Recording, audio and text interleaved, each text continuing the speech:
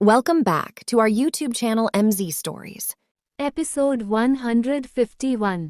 मेरा छोड़ ये बता अब तुम दोनों का क्या होगा, उसने दोनों की तरफ गन से इशारे करते हुए कहा। पाखी पंछी को पकड़े हुए खड़ी थी। पंछी ने एक हाथ से सर को पकड़ा हुआ था।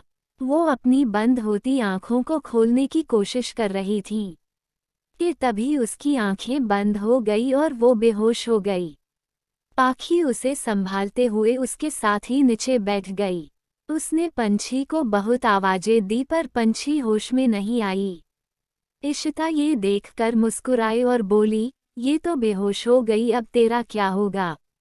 तुझे मुझसे कौन बचाएगा? पाखी ने उसे गुस्से से देखा और उसे मारने को हुई तो इशिता ने उस पर गन तानते हुए कहा, सोचना भी मत वरना गोली चल जाएगी और तुम सीधा ऊपर अपने मॉम डैड के पास पहुंच जाओगी।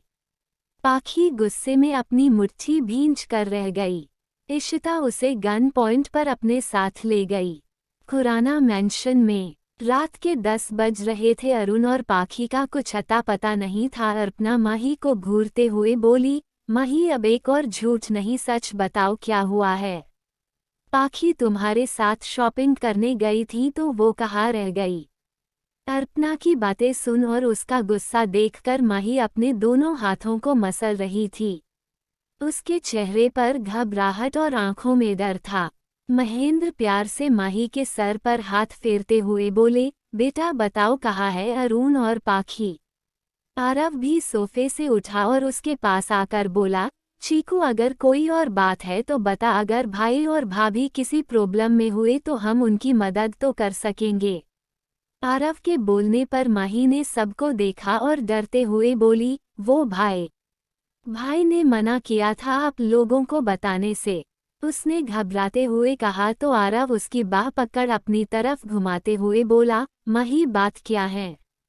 भाई पाखी भाभी का किडनैप हो गया है, बोलते हुए उसने सबको सारी बातें बता दी। सब हैरान रह गए, आखिर कौन कर सकता है पाखी का किडनैप? आरव ने महेंद्र की तरफ देखते हुए कहा, डैड मैं पुलिस स्टेशन जा रहा हूँ। मैं भी साथ जाऊंगा, महेंद्र बोले। तो आरव बोला, नहीं डैड आप यहाँ रहे, मैं अपने साथ चिराग को ले जाऊंगा। वो अपनी बात पूरी कर चिराग को कॉल करते हुए बाहर निकल गया।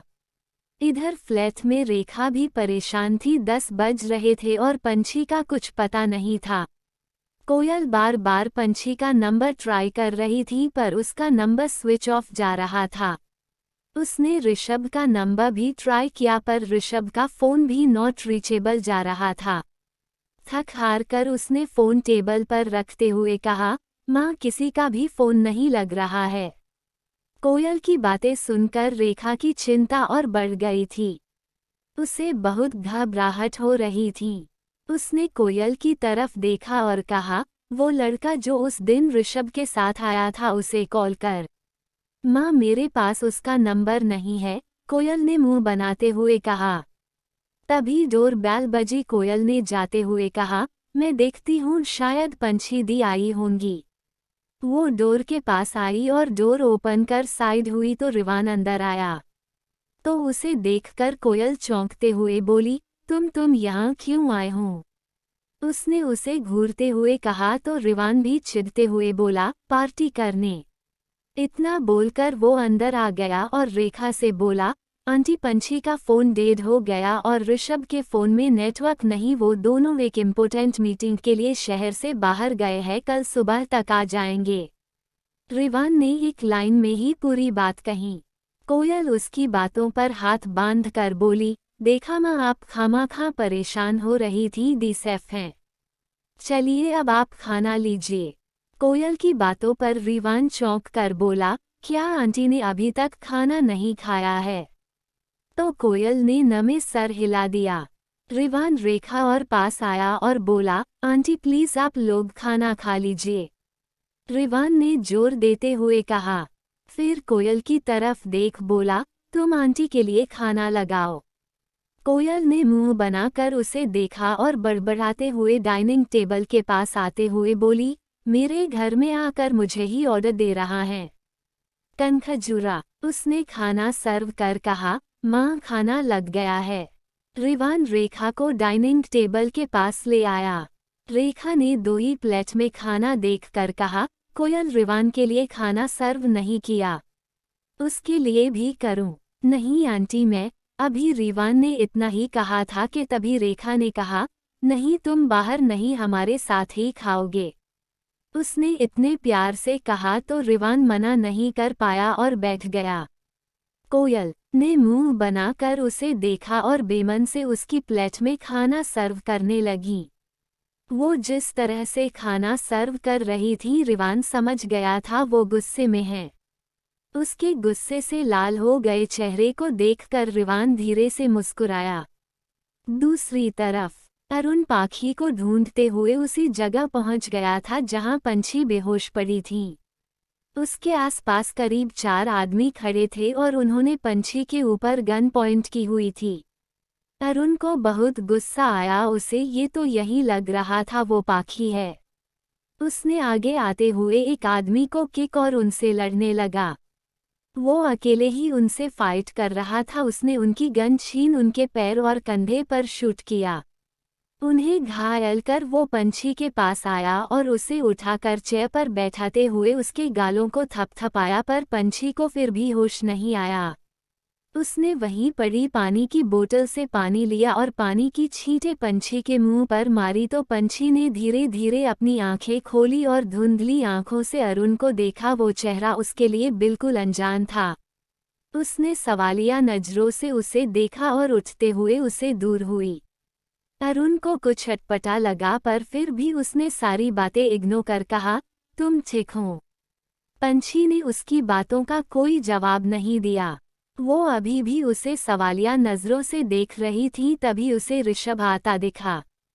उसके होठों पर स्माइल आ गई और वो भागते हुए उसके गले जा लगी। ऋषभ ने भी कसकर उसे अपनी बाहों में भर लिया। अरुण इस नज़ारे को देखकर चौंका। आखिर उसकी पाखी उसे छोड़कर उसके ही सामने ऋषभ को कैसे गले लगा सकती हैं, वो भी इस तरह की दोनों एक कपल लग रहे हों। एपिसोड 152। रोहित नई दिल्ली रेलवे स्टेशन पर था और ट्रेन के आने का वेट कर रहा था। वो बार बार अपनी रिस्ट वॉच में टाइम देख रहा था। तभी उसके कान में ट्रेन की आने की हॉर्न सुनाई दी और बाकी सबकी तरह वो भी उस दिशा में देखने लगा जहां से ट्रेन आ रही थी।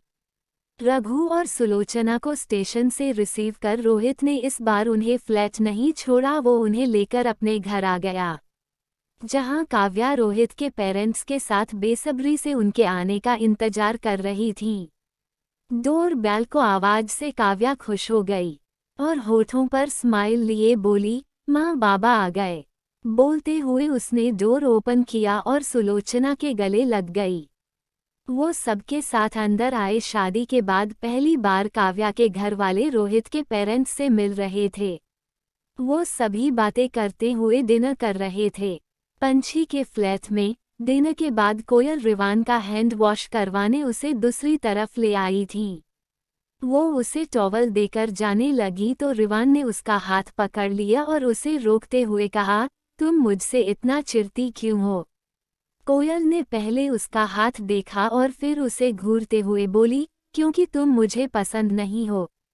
वो अपनी बात बोलकर जाने लगी तो रिवान एकदम से उसके सामने आकर उसका रास्ता रोककर खड़ा हो गया। कोयल ने रिवान की इस हरकत पर उसे घूरकर देखा, पर रिवान अपने दोनों हाथ बांधकर उसके सामने खड़ा स्माइल कर रहा था। वो स्माइल करते हुए ही बोला, और मैं तुम्हें पसंद क्यों नहीं हूँ? रिवान के इस सवाल पर कोयल ने उसे अजीब नजरों से देखते हुए कहा, ये मैं तुम्हें क्यों बताऊं? तो रिवान एक कदम आगे बढ़ उसकी आंखों में आंखें डालकर बोला, बताना तो पड़ेगा। मैं भी तो जानूं मैं तुम्हें पसंद क्यों नहीं हूँ। कोई तो वजह होगी मुझे न पसंद करने की। रिवान की बातें सुनकर कोयल बड़ी सी स्माइल होठों पर लिए उसके चेहरे के ऊपर उंगली फिराते हुए बोली, मुझे न तुम्हारी ये शक्ल पसंद नहीं। कोयल की बातों पर रिवान ने उसे चौंक कर देखा और एक आईब्रो उठाते हुए बोला, ओह हेलो, अगर आंखें ठीक नहीं हैं तो आंखों का ऑपरेशन करवाओ। पता भी है कितनी लड़कियां मरती हैं इस हैंडसम चेहरे पर। कोयल रिवान की बातों पर हंसी और हंसते हुए बोली, आईने में शक्ल देखी है तुमने, अपनी गोरिल्ला लगते हो। वॉट? रिवान ने जोर से कहा तो कोयल बोली, हाँ गोरिल्ला। इतना बोलकर उसने उसे कंधे से पकड़ आईने के सामने खड़ा कर दिया। रिवान ने अपना चेहरा देख और प्राउडली मुस्कुराया। उसने आईने में कोयल के चेहरे की तरफ इशारे करते हुए कहा, मेरी शक्ल तो पहले की तरह आज भी उतनी ही अच्छी है, जरा अपनी देखो, छिपकली लगती हूँ। बोलते हुए वो हंसने लगा। कोयल ने नाक फुलाकर उसे देखा और गुस्से में बोली, क्या कहा तुमने? इतना बोलकर वो उसे मारने लगी। रिवान उससे बचते हुए पीछे हट रहा था और कोयल उस पर हावी होती जा रही थी।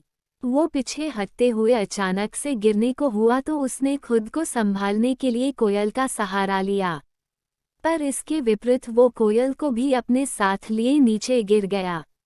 अचानक ऐसे गिरने से कोयल के होठ रिवान के होठों पर ठहर गए। दोनों की आंखें एकदम से बड़ी हो गई। दूसरी तरफ अरुण इस नज़ारे को देखकर चौंका। आखिर उसकी पाखी उसे छोड़कर उसके ही सामने ऋषभ को कैसे गले लगा सकती हैं, वो भी इस तरह की दोनों एक कपल लग रहे हों। अरुण की भौहें तन गई और वो फटी फटी आंखों से दोनों को देखने लगा। उसे अपनी आंखों पर भरोसा नहीं हुआ। उसकी पाखी उसके ही सामने ऋषभ के गले लगी हुई है। तो वहीं ऋषभ के दिल को सुकून मिला था। उसे तो लगा उसने पंछी को खो दिया। उसे पंछी से दूर रहकर आज एहसास हो रहा था वो उसे कितना चाहने लगा है। पंछी के गले लगते ही उसे ऐसा लगा जैसे उसकी खोई हुई उसे सांसें मिल गई हों।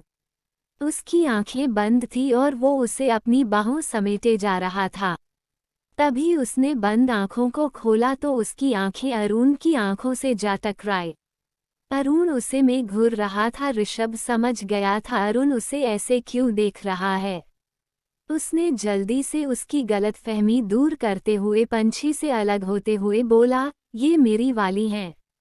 अरुण को ऋषभ की बातें समझ नहीं आई तो उसने अपनी आंखों को छोटा कर लिया। तभी पंछी ने अरुण की तरफ देखते हुए ऋषभ से सवाल किया, ये कौन है, क्या आप इन्हें जानते हैं?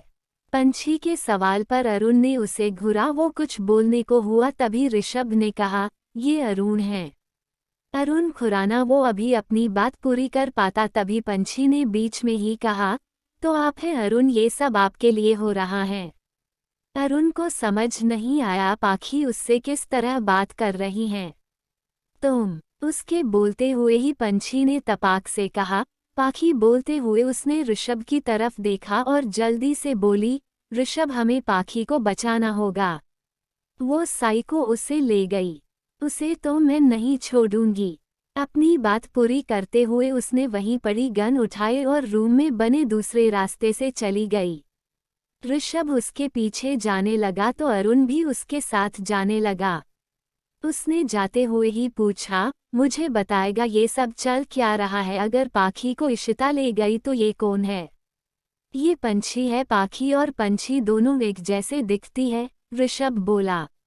क्या? उसने चौंक कर कहा और उसे देखते हुए बोला, पर ये कैसे पॉसिबल है और तुझे कहाँ मिली ये? एक सेकंड, कहीं ये वो तो नहीं? अरुण ने सवाल किया तो ऋषभ ने हाँ में सर हिला दिया। अविनाश के आदमियों ने उसे खबर कर दी थी। पुलिस ने उसे ढूंढ लिया है और वो उसे पकड़ने आ रहे हैं। अविनाश ने उसी टाइम इशिता के साथ उस जगह को छोड़ दिया, पर इशिता ने पाखी को भी अपने साथ ले लिया। पाखी को मारने का भूत उस पर कुछ इस कदर सवार था कि वो अपने साथ पाखी को भी ले आई थी। अविनाश दूसरी कार में था और इशिता पाखी को लिए दूसरी कार में थी। उसने पाखी के हाथों को बांधा हुआ था। उसके पीछे उसके कुछ आदमी भी थे। इशिता पागल मत बनो, हमारा हाथ खोलो और खुद को पुलिस के हवाले कर दो। पाखी ने उसे समझाना चाहा तो इशिता उसकी बातें सुनकर होठों को टेढ़ा शैतानी हंसी हंसते हुए बोली, ऐसे कैसे तुम्हें छोड़ दूं? पहले अरुण और अब प्रॉपर्टी तुम सब मुझसे छीन लोगी। नहीं पाखी नहीं, मैं इतनी भी बेवकूफ़ नहीं। तुम्हें सब कुछ देकर मैं जेल चली जाऊं। नो वे। इतना बोलकर वो फिर हंसी और उसकी तरफ देख उसे घूरते हुए दांत पिसते हुए बोली, अगर मुझे जेल भी जाना पड़ा ना तो मैं तुम्हें और तुम्हारी उस बहन दोनों को मार कर जाऊंगी। पंछी बाहर आ गई थी। वहां गार्ड पर उसने गन तान दी। पंछी उन्हें घूरते हुए बोली, बता बता वो साइको कहाँ लेकर गई है मेरी बहन को। वो गार्ड हाथ ऊपर किए डरे हुए बोला, वो उस तरफ गए हैं। पंछी ने एक गोली उसके पैर के पास चलाई तो कुछ इंच ऊपर उछल गया। अब तक ऋषभ और अरुण भी बाहर आ गए थे। पंछी को गन चलाते देख दोनों ने एक दूसरे को देखा। फिर ऋषभ पंछी से गन लेते हुए बोला, लाओ उसे मुझे दो। नहीं, ये बताओ आप दोनों में से ज्यादा फास्ट ड्राइव कौन कर सकता है। पंछी की बातों पर दोनों ने ही हाथ ऊपर कर दिए। पंछी दोनों को देखकर कंफ्यूज हो गई और अरुण की तरफ देखते हुए बोली, जीजू आप ड्राइव करें। जीजू, दोनों ने एक साथ चौंक कर कहा तो पंछी बोली, हाँ जीजू, पाखी मेरी बहन है और आप उसके पति है तो हुए ना मेरे जीजू। अरुण हैरानी से उसे देखते हुए उसकी बातों पर हाँ में सर हिला दिया। अब आप दोनों खड़े क्या है, जल्दी बैठे ना। आवाज सुनकर दोनों ने उसकी ओर देखा तो वो गाड़ी में बैठ चुकी थीं। ऋषभ और अरुण भी जल्दी से बैठ गए। अरुण फास्ट ड्राइव कर रहा था और पंछी उसे गाइड कर रही थी। ऋषभ अरुण के बराबर में बैठा था। तभी अरुण का फोन रिंग हुआ। ऋषभ ने उसकी जेब से फोन निकाला और देखकर बोला, इंस्पेक्टर विक्रम। अरुण ने सामने देखते हुए ही कहा, स्पीकर पर कर। ऋषभ ने वैसा ही किया, फोन स्पीकर पर कर दिया। दूसरी तरफ से विक्रम बोला, अरुण मुझे इन्फॉर्मेशन मिली है अविनाश आज की फ्लाइट से शहर छोड़कर जा रहा है।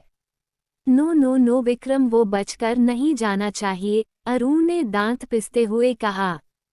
तो विक्रम बोला, डोंट वरी, एयरपोर्ट पर पुलिस है और मैं खुद उसके पीछे जा रहा हूँ। विक्रम से बात करने के बाद अरुण खुद से बोला, इस बार नहीं बचकर जा सकते तुम मिस्टर मेहरा। तभी पंछी ने कहा, उसके जैसा घटिया इंसान मैंने आज तक नहीं देखा। प्रॉपर्टी के लिए अपने ही भाई को मार दिया और मुझे और पाखी को मारने की भी कोशिश की। उसकी बातों पर दोनों ही चौंके थे। अरुण की स्पीड स्लो हो गई। ऋषभ और अरुण दोनों ने पंछी की तरफ देखा तो पंछी बोली, मुझे ऐसे मत देखो, मुझे भी आज ही पता चला है। इशिता ने खुद बताया कि उसके डैड ने क्या क्या किया और हम कजन है ये भी उस साइको ने ही बताया। अरुण को पंछी की बातें सुनकर सारी कहानी समझ आ गई। उसे तो बस शक था कि अविनाश ने ही प्रॉपर्टी के लिए अपने भाई को मरवाया होगा, पर पंछी की बातों ने तो उसके इस शक को यकीन में बदल दिया। तभी पंछी ने फिर कहा, पर एक बात समझ नहीं आ रही, अगर एक्सीडेंट में हमारे पेरेंट्स नहीं बचे तो फिर मैं और पाखी कैसे बच गए। पंछी की बातें सुनकर अरुण और ऋषभ भी सोचने लगे। उसकी बातों में पॉइंट था। स्लो स्पीड देखकर पंछी ने जोर से कहा, क्या कर रहे हैं जीजू, आप तेज चलाए ना, ऐसे तो वो साइको मेरी बहन को लेकर निकल जाएगी। अरुण ने ओके कहा और फास्ट ड्राइव करने लगा। Episode 153 gun shot. Slow speed देखकर पंछी ने जोर से कहा, क्या कर रहे हैं जीजू, आप तेज चलाए ना, ऐसे तो वो साइको मेरी बहन को लेकर निकल जाएगी। पंछी की बातें सुनकर अरुण ने ओके बोला और फास्ट ड्राइव करने लगा। उसने ड्राइव करते हुए ही तिरछी नजरों से ऋषभ को देखा और मन ही मन खुद से बोला, अच्छा है मुझे पाखी मिली और उसे पंछी। तभी पंछी को एक गाड़ी दिखी जो उनसे आगे ही चल रही थी। पंछी ने उस गाड़ी को देखकर कहा, आई थिंक वो लोग उसी कार में है। पंछी के बोलने पर ऋषभ और अरुण दोनों ने ही उस कार को देखा और अरुण ने स्पीड कुछ और बढ़ा ली। ऋषभ ने पंछी की तरफ देखकर कहा, लाओ पंछी गन मुझे दो। तो पंछी ने ऋषभ की बातों पर तपाक से कहा, क्यों दूं, ये मेरी गन है, तुमने क्यों नहीं उठाई गन, तुम्हें किसी ने रोका था। पंछी ने गन को अपने सीने से लगाकर मुंह बनाते हुए कहा। ऋषभ ने उसे अजीब नजरों से देखा। अरुण धीरे से मुस्कुराया। सीरियसली पंछी की बातें ऐसी सिचुएशन में भी उन्हें हंसा रही थीं। ऋषभ ने मुंह खोल गहरी सांस ली। अरुण ने अपनी कमर में टंकी गन को निकालकर ऋषभ की तरफ बढ़ाते हुए कहा, ये ले। ऋषभ ने गन लेते हुए उसे देखा। अरुण अभी भी मुस्कुरा रहा था।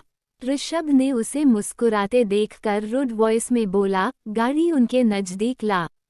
ऋषभ की बात सुनकर अरुण ने अपनी कार उसके कार के बगल ले आया। तभी पंछी ने शीशे में से झांकते हुए कहा, जीजू थोड़ा पास ले जाओ, कुछ दिख नहीं रहा।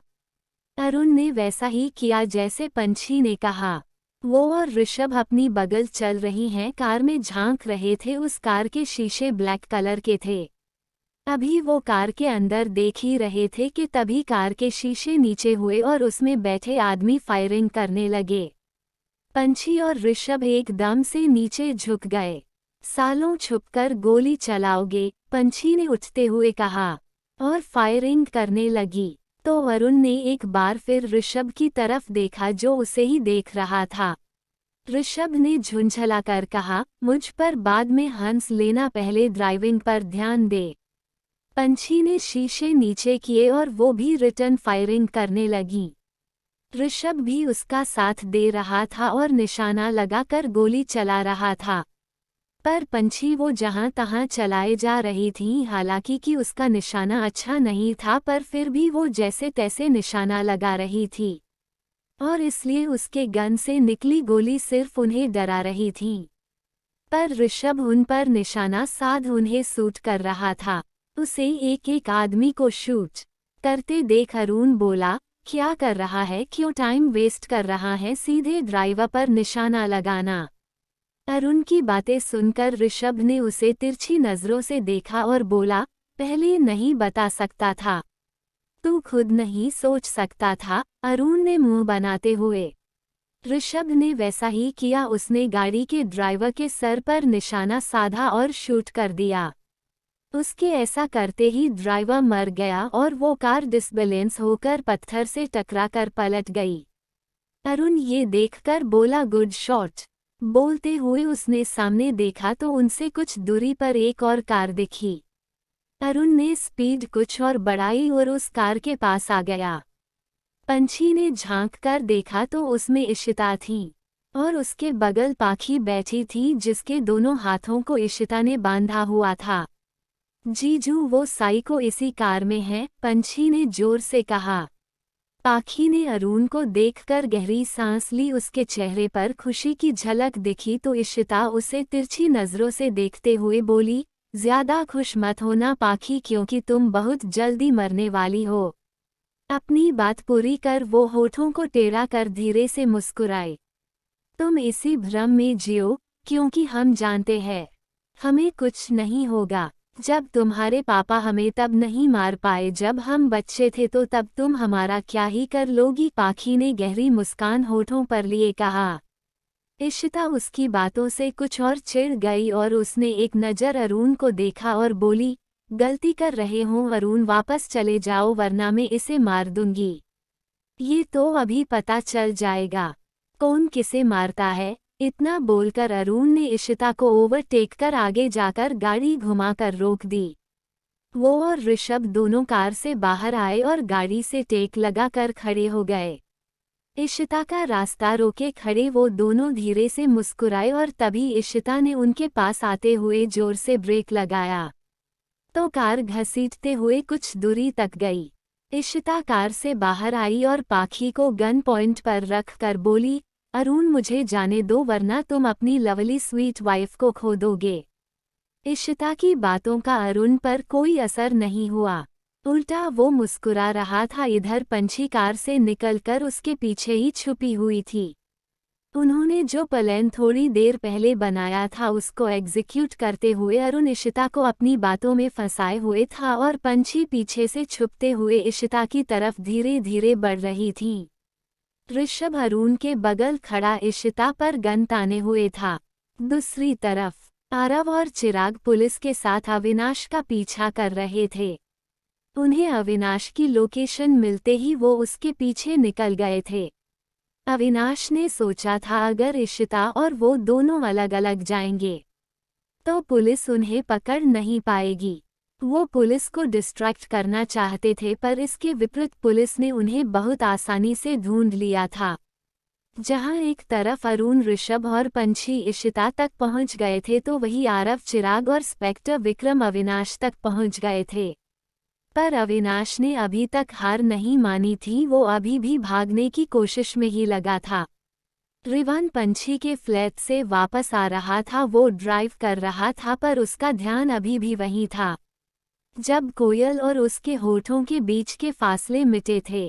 क्या मैंने उसे किस किया या उसने मुझे किस किया, रिवान ने सोचते हुए खुद से कहा, फिर सर हिलाते हुए बोला, नहीं, शायद वो एक्सीडेंटली किस थी। हाँ, वो एक्सीडेंटली किस थी। बोलते हुए अचानक ही उसके होठों पर मुस्कुराहट आ गई और वो मुस्कुराते हुए कोयल को यार बोला, क्यूट तो बहुत है वो। हाँ, थोड़ी लड़ाकू है पर स्वीट भी। रिवान को कोयल भाग गई थी। मही के बाद उसे पहली बार कोई पसंद आया था। अरुण, आई वॉर्न यू, सामने से हट जाओ, मुझे जाने दो वरना मैं पाखी को मारा डालूंगी, उसने दांत भींचते हुए कहा। अरुण ने तब भी उसे कोई रिस्पॉन्स नहीं किया। पंछी अब तक उसके पीछे पहुंच चुकी थी और उसने इशिता के पीछे आते हुए उसके उस हाथ को पकड़ लिया जिसमें वो गन पकड़े खड़ी थी। इशिता अचानक ही चौंकी थी, तभी पाखी उसकी कैद से आज़ाद हुई और वो भागते हुए उससे दूर हुई। अरुण भी उसके पास पहुंचा और उसके हाथों की रस्सी खोलने लगा। रस्सी खुलते ही पाखी अरुण के गले लग गई। ऋषभ इशिता पर गन ताने हुए दोनों के पास पहुंचा, पर इशिता और पंछी के बीच गन को लेकर छीना झपटी हो रही थी। कभी इशिता पंछी पर भारी पड़ रही थी तो कभी पंछी इशिता पर भारी पड़ रही थी। ऋषभ को समझ नहीं आ रहा था वो उन्हें कैसे रोके, तभी इशिता ने पंछी को जोर से धक्का दिया। पंछी धक्का लगते ही उससे दूर हुई। वो लड़खड़ा कर गिरने को हुई तो ऋषभ ने उसे जल्दी से संभाल लिया। इशिता ने पंछी पर गन तानते हुए कहा, तेरी वजह से ये सब हो रहा है, अगर तू नहीं होती तो आज मैं पाखी को मारकर आसानी से यहाँ से निकल जाती, पर तूने सब खराब कर दिया। पाखी इशिता को पंछी पर गन ताने देखकर चौंकी और उसके पास आते हुए बोली, अगर पंछी को कुछ भी हुआ न इशिता, हम तुम्हें छोड़ेंगे नहीं। पाखी की आंखों में आज गुस्सा था और बेहद गुस्से और नफरत के मिले जुले भाव से उसे देख रही थी। अच्छा, इतना प्यार आ रहा है अपनी बहन पर तो क्यों न इसे मार दूं मैं, इसके मरने के दुख में तू खुद ही मर जाएगी, इशिता ने होठों पर डेविल स्माइल लिए हुए कहा और अपनी बात कर वो हंसने लगी। इशिता ने पाखी को देखा और फिर पंछी को देखा। वो दोनों को देखकर धीरे से मुस्कुराए और उसने गोली चला दी। इससे पहले गोली पंछी को लगती पाखी बीच में आ गई और गोली उसे लग गई। ये देखकर सब चौंके थे। इशिता को गोली चलाते देख ऋषभ के गन से भी गोली निकली, वो सीधा इशिता के बाह से छूकर निकली। तभी इशिता के हाथ से गन छुटकर नीचे गिर गई। पंछी अरुण ने पाखी को संभाला। गोली पाखी के कंधे पर लगी थी। पाखी को ऐसी हालत में देखकर अरुण ने नीचे पड़ी गन उठाए और इशिता के ऊपर चला दी। इस बार गोली इशिता की बाह पर लगी। अरुण शायद उसे मार ही डालता, पर तभी पंछी जोर से चिल्लाए, पाखी जीजू, पाखी को हॉस्पिटल ले जाना है, गाड़ी निकालो। पंछी के बोलने पर ऋषभ ने इस बार ड्राइविंग सीट संभाली। अरुण पाखी को लेकर पीछे बैठ गया।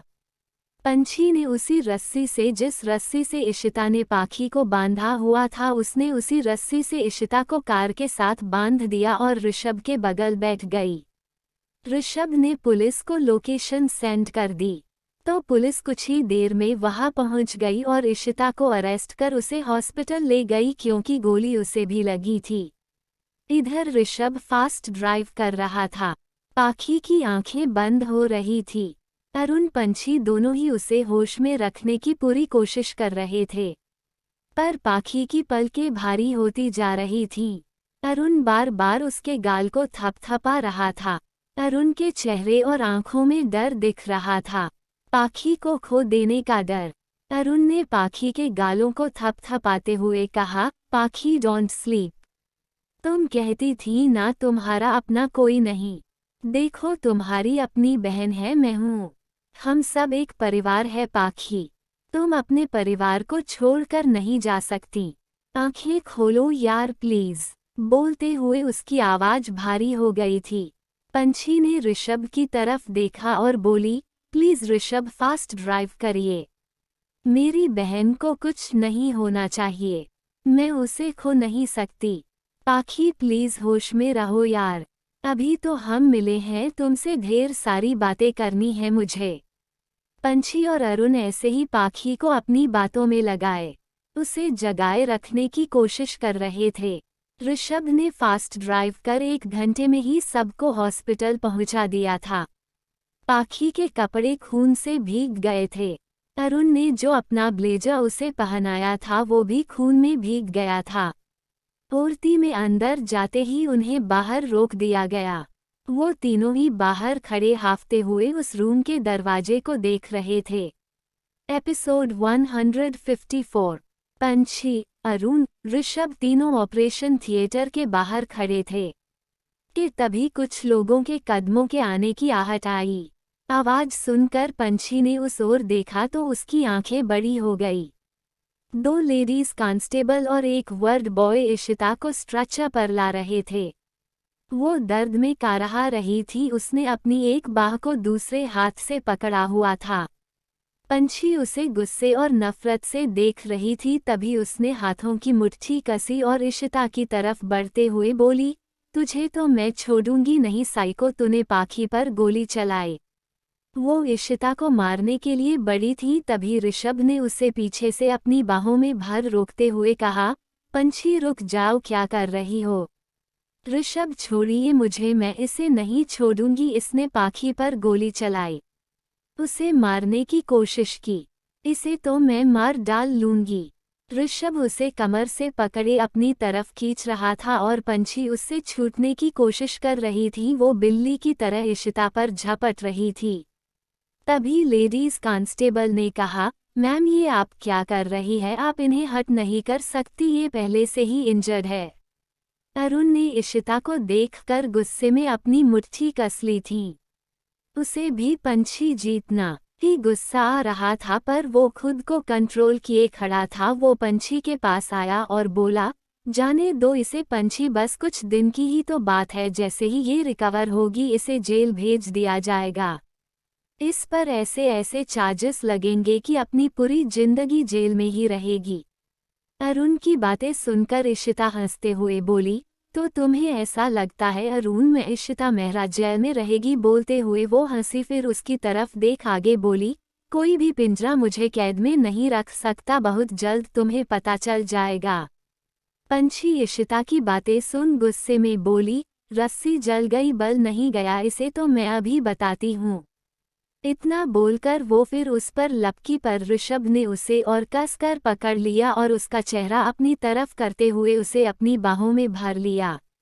वो उसे अपनी बाहों में जकड़े खड़ा उसे शांत कर रहा था और वो उसकी बाहों से आज़ाद होने की कोशिश कर रही थी।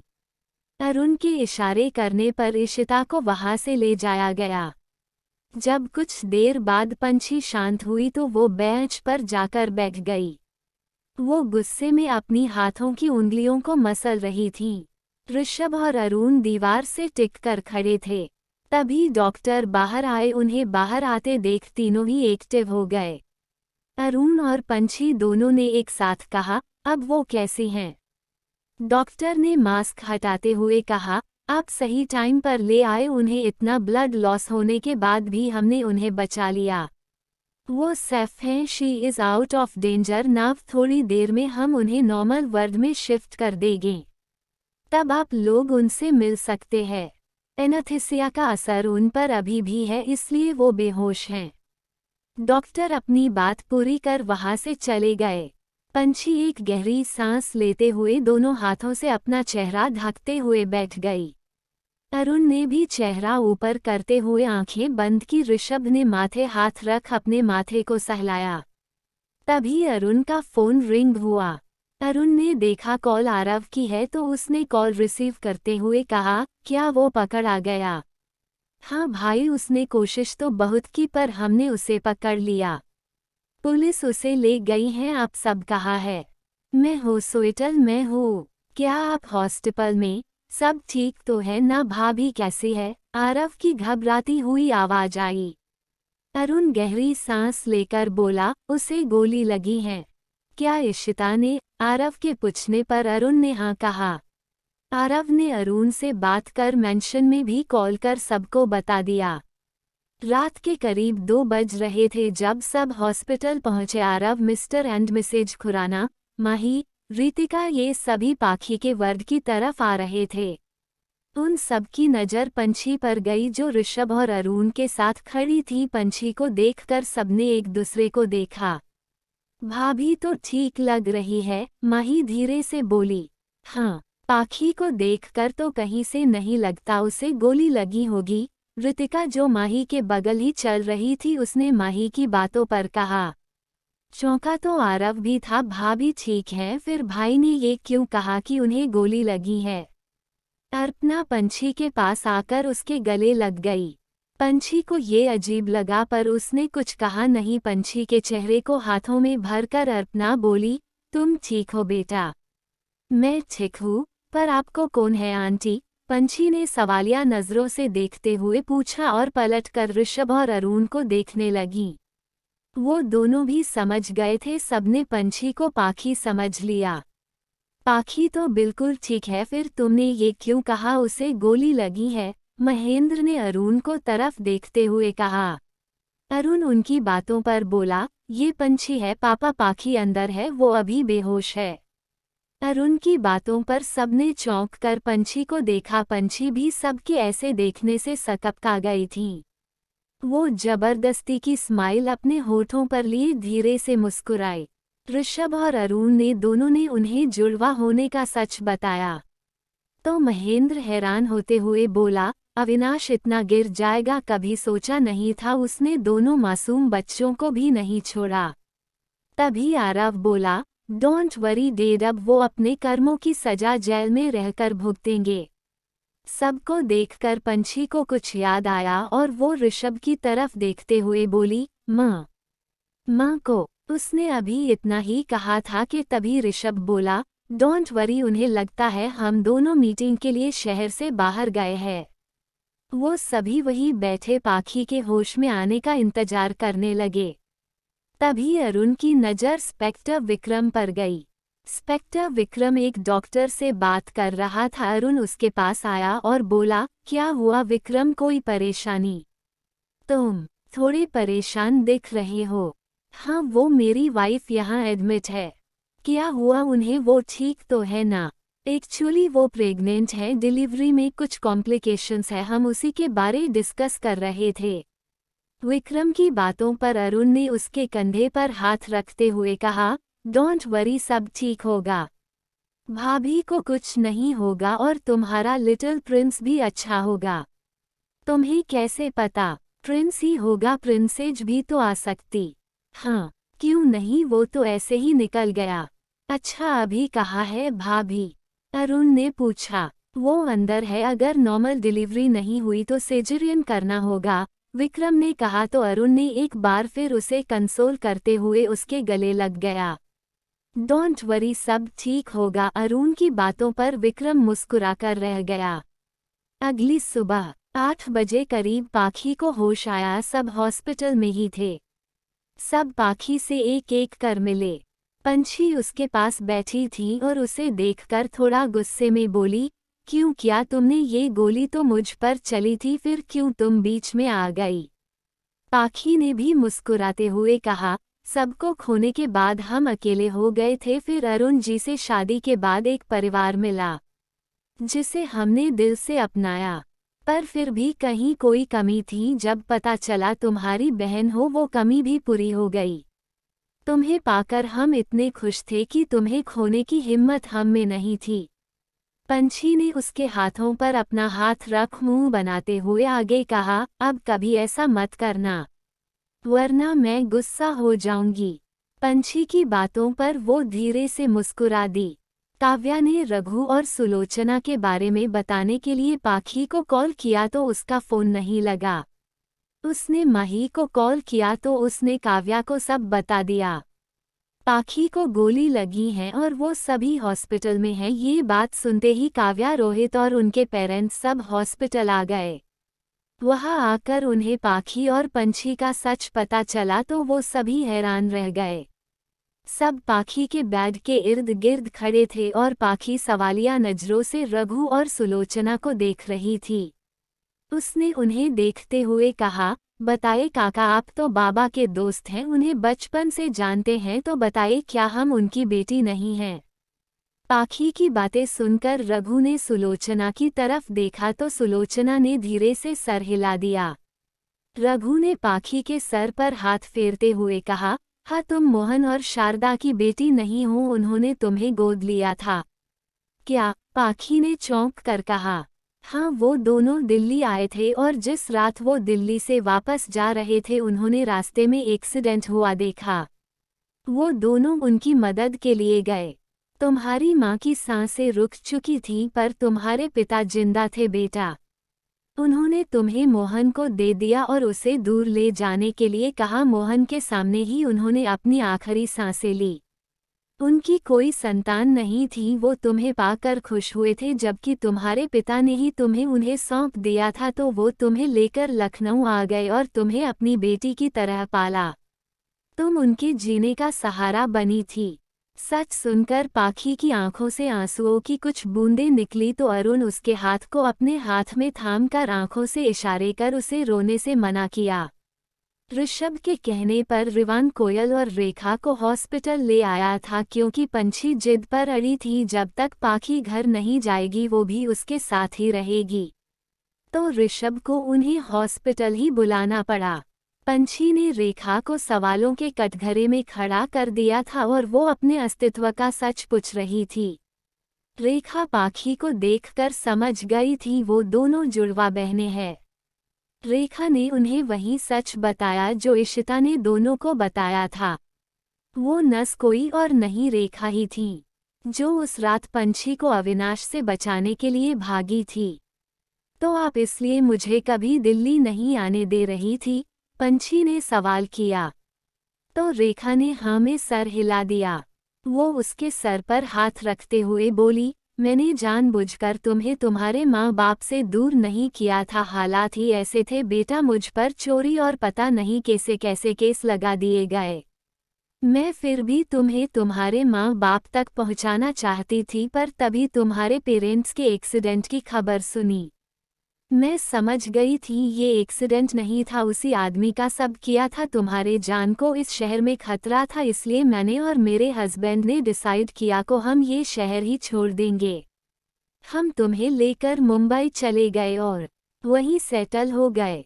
क्या तू मुझसे नाराज है? रेखा ने पंछी की आंखों में झांक कर सवाल किया तो पंछी ने नम आंखों से उसके हाथ को अपने दोनों हाथों के बीच रखते हुए बोली, कैसी बातें कर रही हो माँ, आपने तो मुझे नई जिंदगी दी है, मैं तो कब की ये दुनिया छोड़ चुकी होती अगर आप ना होती।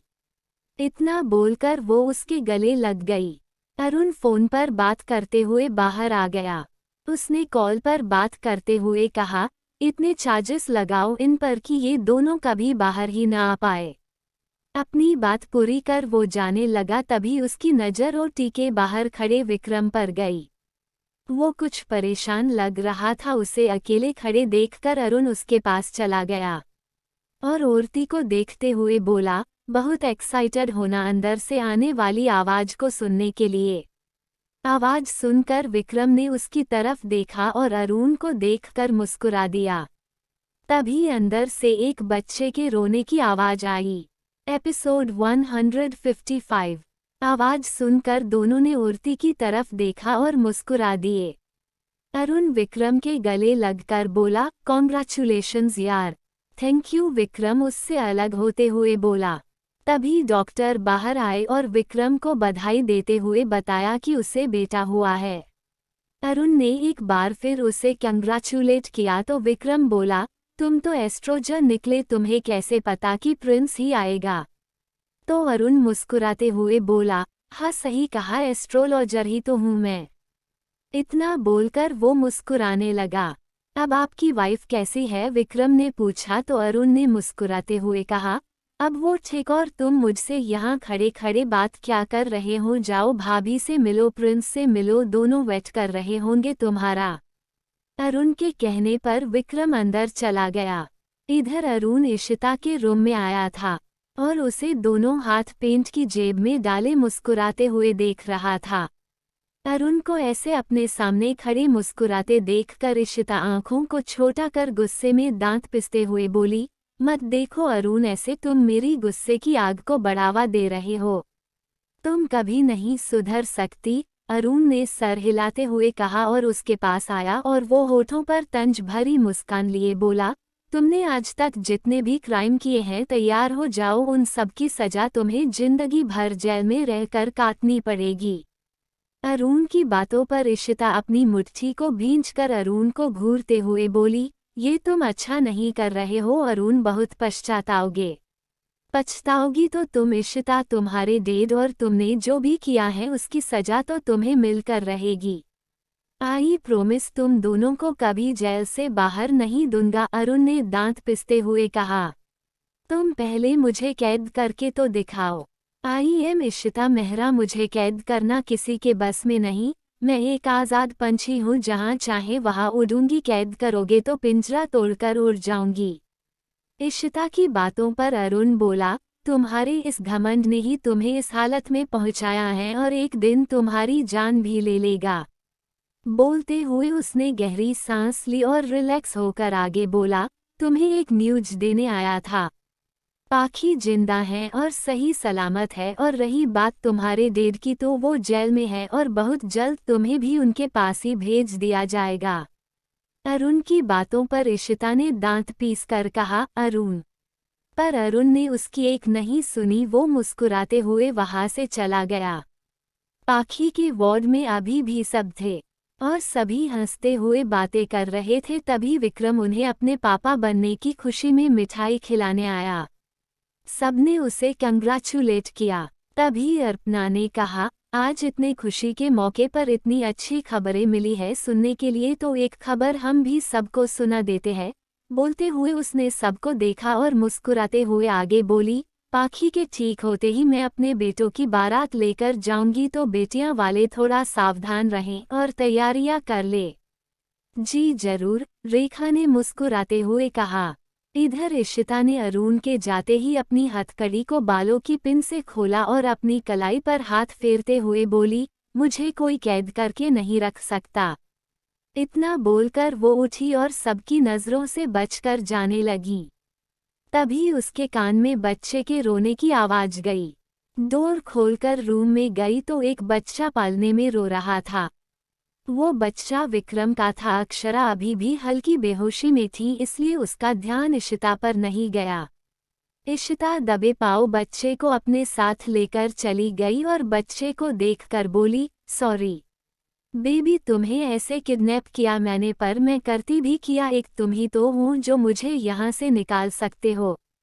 इतना बोलकर वो मुस्कुराई हो उस बच्चे को गोद में लिए हॉस्पिटल से निकलने लगी कि तभी उसे सामने कुछ पुलिस वाले आकर खड़े हो गए और उन्होंने इशिता को घेर लिया। इशिता उन्हें देखकर घबराई, पर अगले ही पल वो मुस्कुराए और स्कार्फ निकाल कर फेंक दिया, जिससे उसने अपना मुंह ढका हुआ था। इशिता की गोद में बच्चा देखकर वो पुलिस वाले पीछे हो गए और उनमें से एक ने कहा, खुद को हमारे हवाले कर दो और इस बच्चे को छोड़ दो। अगर इसे छोड़ दिया तो मैं यहाँ से कैसे जाऊंगी? बेवकूफों, सामने से हटो, नहीं तो यहीं इसका गला दबा दूंगी। इधर विक्रम रूम के आया तो उसे पालने में अपना बच्चा नहीं दिखा। तभी उसका फोन रिंग और एक कांस्टेबल ने उसे हॉस्पिटल के बाहर का पूरा वाकया सुना डाला। विक्रम ने गुस्से में अपनी मुट्ठियां भींच ली। अरुण और बाकी सभी को भी ये खबर मिल गई कि इशिता फिर भाग गई है। अरुण, ऋषभ, रोहित, आरव, रिवान और विक्रम सब एक साथ बाहर आए, पर उन्हें इशिता नहीं मिली। तभी एक कांस्टेबल ने कहा, सर वो बच्चे को लेकर चली गई। विक्रम ने जोर से एक लात गाड़ी की टायर पर मारी और गुस्से में चिल्लाया, उसे कुछ नहीं होगा, हम उसे ले आएंगे। अरुण ने विक्रम के कंधे पर हाथ रख कहा। रोहित, आरव और रिवान को वहीं रुकने का बोलकर अरुण और ऋषभ विक्रम वे साथ चले गए। वो तीनों इशिता का पीछा कर एक खुले मैदान में आए जहां वो कार खड़ी थी जिसे इशिता हॉस्पिटल से लेकर भागी थी। सभी ने उसे यहाँ वहाँ ढूंढा तो वो उन्हें दूर खड़ी नजर आई। उसके हाथ में बच्चा था। वो तीनों जब उसके पास पहुंचे तो इशिता के पीछे खाई थी और वो धीरे धीरे बच्चे को लेकर उस खाई तरफ बढ़ती जा रही थी। अरुण गुस्से में चिल्लाया, इशिता, बच्चा दो पीछे खाई हैं। क्यों? डर लग रहा है कहीं मैं इस बच्चे को खाई में ना फेंक दूं। तो सुनो, हाँ मैं ऐसा ही करने वाली हूँ, इस बच्चे को खाई में फेंकने वाली हूँ। तभी विक्रम बोला, पागल मत बनो इशिता मेहरा, बच्चा मुझे वापस करो। ओ इंस्पेक्टर विक्रम, कैसा लग रहा है अपने बच्चे को मौत के मुंह में देखकर? तुमने ही मेरे डेड को गिरफ्तार किया था ना, अब बोलो। फेंक दूं तुम्हारे बच्चे को खाई में, इशिता मुस्कुराते हुए बोली। इशिता, इस मासूम बच्चे ने क्या बिगाड़ा है तुम्हारा, इसे क्यों मार रही हो तुम? ऋषभ ने उसे समझाते हुए कहा। तो इशिता उसकी बातों पर बोली, इस बच्चे ने नहीं पर इसके डेड ने। नहीं, तुम सबने मेरी जिंदगी खराब कर दी, मेरा सब कुछ छीन लिया। अब तुम सबको ऐसे तो नहीं छोड़ सकती ना, सजा तो तुम सबको मिलकर रहेगी और शुरुआत इस बच्चे से होगी। बोलते हुए वो पीछे हट रही थी। उसने एकदम खाई के नजदीक जाकर बच्चे को उछाल दिया।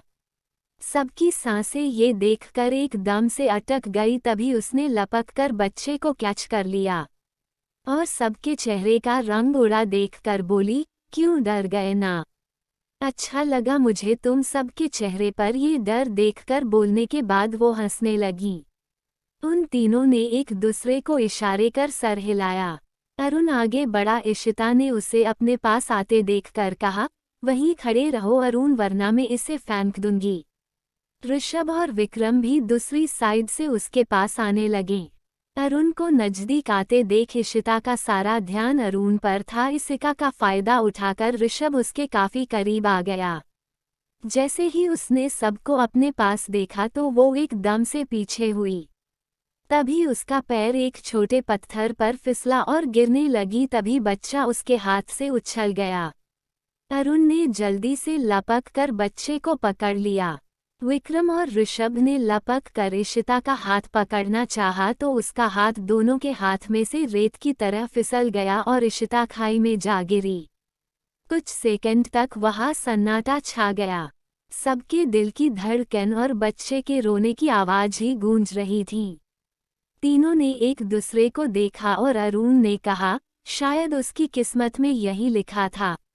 1 महीने बाद पूरा घर रंग बिरंगे फूलों से सजा था। साथ ही 3 मंडप सजे थे जिन्हें बहुत खूबसूरती से सजाया गया था। जब पंछी माही और ऋतिका दुल्हन बनकर आई तो सबकी नजरें उन पर ठहर गई। पाखी ने उन्हें देखते हुए कहा, कितनी खूबसूरत लग रही है ये तीनों। हाँ यार, तुमने सही कहा, कहीं हमारी ही नजर ना लग जाए इन्हें, काव्या ने भी उन्हें देखते हुए कहा। तुम दोनों भी कुछ कम के नहीं हो, अरुण ने दोनों के पास आते हुए कहा। वैसे दूल्हे कहा है जीजू, दुल्हने तो आ गई है। काव्या के पूछने पर अरुण ने रोहित की तरफ इशारे करते हुए कहा, तुम्हारा पति लेकर आ रहा है दुल्हों को। वो तीनों ऋषभ, अरुण और मयंक दूल्हे के कॉस्ट्यूम में काफी हैंडसम लग रहे थे। बड़ों की परमिशन पर शादी की रस्में शुरू हुई और वो तीनों ही जोड़े शादी के पवित्र बंधन में बंध गए। कोयल उन पर फूल बरसा रही थी। तभी रिवान ने पीछे से उसके कान के पास कहा, शादी का सीजन है, सभी कर रहे हैं, तुम्हारा क्या ख्याल है? रिवान की बातों पर पहले तो कोयल मुस्कुराई, फिर उसे घूरते हुए बोली, सीजन है तो क्या हुआ, मेरा मूड नहीं है। इतना बोलकर वो चली गई। रिवान ने उसे मुंह बनाकर देखते हुए कहा, यार अब इसका मूड कब होगा? शादी के बाद की सभी रस्में कर वो सभी एक बड़ी सी टेबल के इर्द गिर्द बैठे थे। तभी रोहित ने नए जोड़े को सलाह देते हुए कहा, दोस्तों अगर जिंदगी में खुश रहना चाहते हो तो एक बात याद रखना, ऑफिस हो या घर अपनी बीवी से बहस मत करना, क्योंकि हारना तुम्हें ही है तो बेहतर है पहले ही हथियार डाल देना। रोहित की बातों पर अरुण ने कहा, ऑफिस हो यार घर जीत हमेशा अरुण खुराना की होती है। अरुण की बातों पर पाखी ने उसे आईब्रो उठाकर देखा। तभी ऋषभ भी बोला, एब्सोल्युटली राइट, हम हारने वालों में से नहीं है जीतने वालों में से है। ऋषभ की बातों पर पंछी ने भी उसे आंखें बड़ी कर देखा और पाखी को इशारे कर हाथ बांध कर बोली, तो अब से बिजनेस और घर दोनों ही जगह हारने की आदत डाल लीजिए पतिदेव। उसकी बातों पर सबने उसकी तरफ देखा और ऋषभ मुस्कुरा दिया। तभी पाखी उठते हुए बोली, हाँ क्योंकि अब से आपका सामना बिजनेस वर्ल्ड में हमसे होगा। हमने और पंछी ने डिसाइड किया है हम घर के साथ साथ बिजनेस भी संभालेंगे। कल ही हम और पंछी मेहरा इंडस्ट्री को टेक ओवर करेंगे। तो ज़रा आप दोनों अब संभल जाए क्योंकि अब आपका सामना हमसे होने जा रहा है। पाखी की बातों पर अरुण और ऋषभ उसे आंखें फाड़े देख रहे थे तो वहीं सब हंस दिए। पाखी हंसते हुए ही अचानक से बेहोश होकर टेबल पर ही गिर गई। सब उसे देखकर चौंक गए। अरुण जल्दी से उसके पास आया और पाखी को गोद में उठाकर रूम में ले गया। कुछ ही देर में डॉक्टर आए और पाखी को चेक करने लगे। वो सभी रूम के बाहर ही खड़े इंतजार कर रहे थे। तभी डॉक्टर बाहर आए और अरुण की तरफ देख मुस्कुराते हुए बोले, कॉन्ग्रेचुलेशन मिस्टर खुराना। डॉक्टर का इतना कहना था कि सब समझ गए क्या बात है। सबने एक साथ पाखी और अरुण को कंग्रेचुलेट किया। एक बार फिर उनकी खुशी दुगुनी हो गई थी। सबके जाने के बाद अरुण ने पाखी को अपनी बाहों में भर कहा, यार तुमने तो मेरी इस छोटी सी दुनिया को और भी खूबसूरत बना दिया। इतना खूबसूरत तोहफा देकर हमारे रिश्ते को मुकम्मल कर दिया तुमने। अरुण की बातों पर पाखी ने उसके गले में बाहों का हार डालते हुए कहा, मुकम्मल तो आपने हमें क्या है, अगर आप नहीं होते तो हमारी बेरंग जिंदगी में मोहब्बत के रंग कैसे भरते। आपसे ही ये सांसें हैं, आपसे ही ये धड़कन है, आपसे ही ये जिंदगी है। I love you Arun ji. इतना बोलकर पाखी ने अपने माथे को उसके माथे से लगा लिया। अरुण ने धीरे से अपने होठों को उसके होठों पर रख दिया। एक बार फिर दो प्यार करने वाले एक दूसरे में खो गए। Thanks for watching.